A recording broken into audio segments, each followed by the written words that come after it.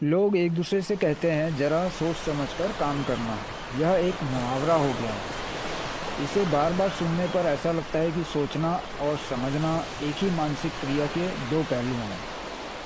हम सोचने की क्रिया के साथ समझने को भी लपेट लेते हैं, लेकिन सयानों से पूछें तो वे कहते हैं ये दो बिल्कुल अलग बातें हैं। इन दोनों में इतना ही फ़र्क है जितना कि देखना और अंधेरे में टटोलने में होता है। ओशो ने इन दोनों में बड़ा फ़र्क बताया है।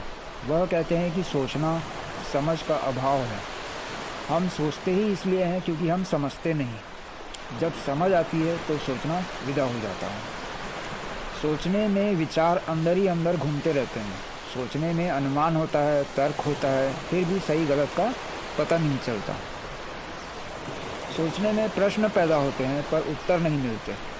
समझ के साथ कोई प्रश्न नहीं बल्कि उत्तर है, क्योंकि समझ हृदय में पैदा होती है। जैसे अंधेरे में एक दिया जल गया, अचानक रोशनी हो गई और चीज़ें साफ हो गई। समझ ध्यान से पैदा होती है। ध्यान की ऊर्जा आपको अपने भीतर गहराई में ले जाती है और आप उस जगह पहुंचते हैं जहां समझ का सरोवर होता है, एक शीतल स्रोत। वहां से जो बुलबुला उठता है वह है समझ। समझ को जगाने के लिए रोज़ कुछ समय अपने साथ शांत होकर बैठना होगा, अकेले में चुपचाप, बिना किसी तनाव के। फिर आंखें बंद करके अपने भीतर डुबकी लगाने की कोशिश करें। जैसे जैसे मौन घना होगा आप पाएंगे कि कोई रोशनी सी उठ रही है। यह जो मौन केंद्र है यही है समझ का स्थान।